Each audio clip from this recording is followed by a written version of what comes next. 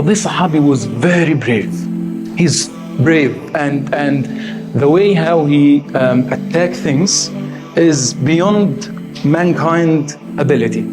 Sayyidina Umar ibn al-Khattab, the Khalifa, Umar ibn al-Khattab, he reached the point that he sent a letter to all governors for the all Islamic states during his time.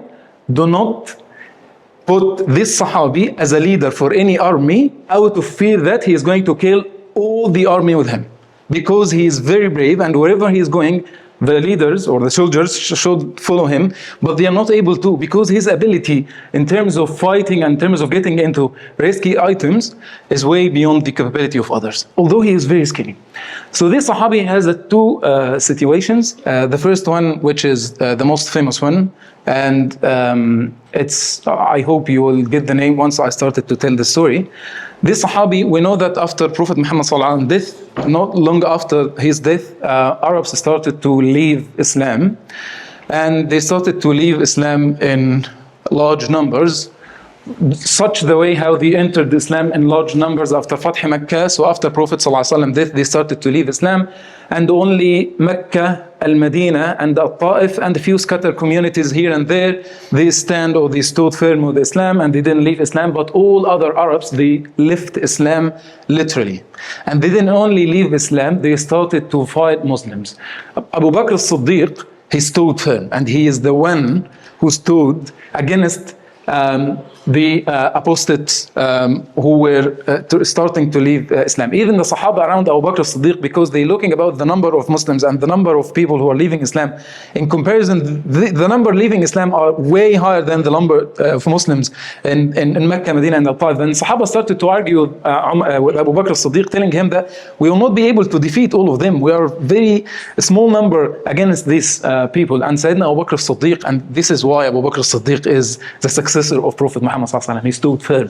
And the scholars said Abu Bakr as-Siddiq stood in the fitna of Ar-Ridda, which is the apostate, and Ahmad ibn Hanbal stood firm in the fitna of Khalq al-Quran, when people started to say that the Quran is a creation, it's not the kalam of Allah. And they said because of these two persons, the Islam itself is not deviated. It's one of the way how Allah Azza wa Jal protected or preserved Islam in the correct way is Abu Bakr as-Siddiq and Ahmad ibn Hanbal. There are a lot of ups and downs in the Muslim history, but I'm not talking about Muslims history. I'm talking about Islam as a rule. Ahmad ibn Hanbal and Abu Bakr as-Siddiq. Remember these two numbers because they stood in a big fitna, and because of Allah Azza wa Jal used them to stand against this fitna. So Abu Bakr as-Siddiq during this time, Abu Bakr as-Siddiq started to send or dispatch the armies after army to fight against the apostates.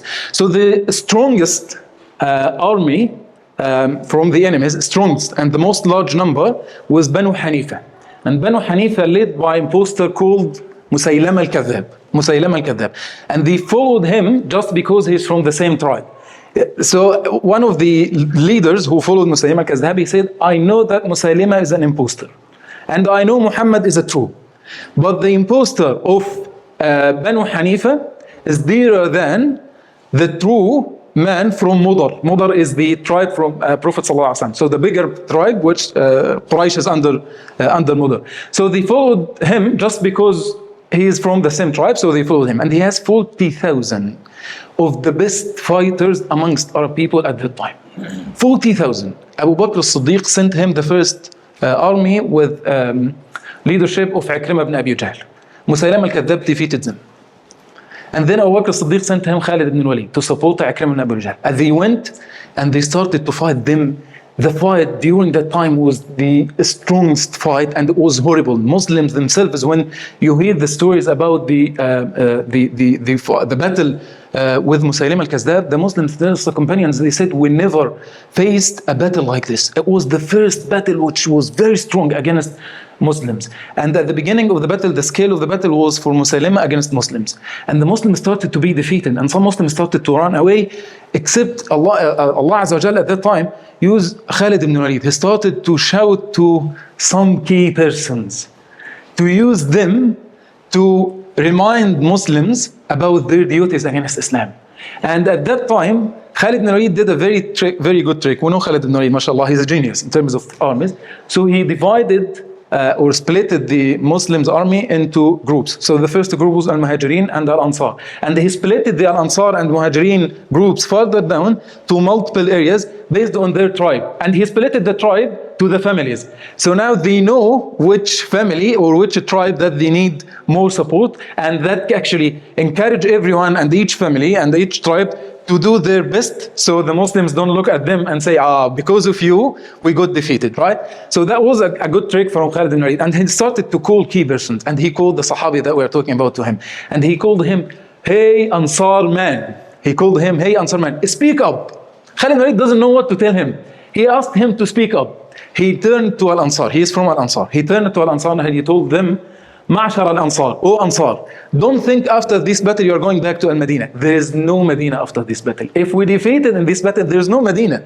This is the battle we have to win. If we get defeated in this battle, there is no Medina. You have to go and fight until you meet Allah and then paradise. There is no other solution. This is the only solution. And Zayd ibn Thabit, one of the Sahabas, he dug his grave. He dug a big bit and he stand inside the bit and he started to fight until he got died. And this bit has been turned to his grave later on. And Zayd ibn Khattab, the brother of Umar al-Khattab, he stood and he spoke to Sahaba, I shall not to talk to any of you until whether I die as a martyr or I defeat Musaylim al-Kadhab. And he went down and he killed, and he's being killed. And Sayyidina Salim Mawla Abi Hudhayfa. Salim Mawla Abi Hudhayfa, he had the flag of Al-Muhajirin. And Salim Mawla Abi Hudhayfa, he was known as a scholar for Quran. He has too much knowledge about Quran. He was one of the Huffaz, mashallah. And he was known about his knowledge about, the knowledge that he has about Quran. And Salim Mawla Abi Hudhayfa, he has the flag of the Muhajirin, but he's not a good fighter. So Muhajirin, the tribe of Muhajirin took to Salim Mawla Abi Hudhayfa and they told him, we are afraid that because of you we might get defeated and the flag will fall down. And Salim ibn Hudhayfa looked at them, it's a shame on me as a hafiz for Quran if you get defeated because of me. And Salim ibn Hudhayfa and Abu Hudhayfa, they both get killed in this ma'rakah. So this battle actually, it was one of the most difficult battles in the whole Muslim histories. And with this, Sahaba started to talk and started to encourage other Sahaba. They started to attack back the armies of Bani Hanifa. And Bani Hanifa started to get defeated, and they went to a garden belongs to Musaylim al-Kadhab, and this garden called Al-Yamama. And the battle called Al-Yamama because of this garden. And this garden in the history has been known later as the Garden of Death, because of the number of people has been died in this garden. Hadiqatul Maut, the Garden of Death, this garden, because of how many persons have been killed inside the battle. And inside the garden, Musaylim al-Kadhab and Banu Hanifa, they started to attack Muslims' armies. And the Muslim armies, they tried hard, multiple times, to get or penetrate the garden, to get into the army, and they were not able to. Until the Sahabi that we are talking about, and this is the situation, he turned to Al-Ansar and he told them, put me on a shield. And they put the shield on spears. You know the spears, right? So like long sticks with something at the front, something that you throw like this and you kill by it. So put the shield on the spears and throw me inside the garden. By himself.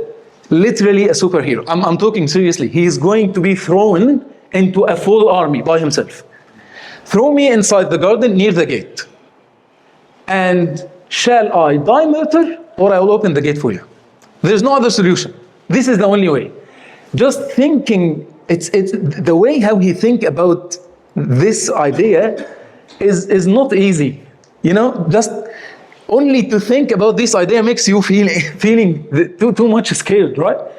And then Al-Ansar, they tried to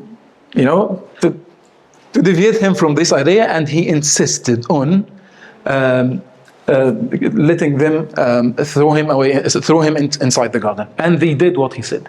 So they threw him inside the garden.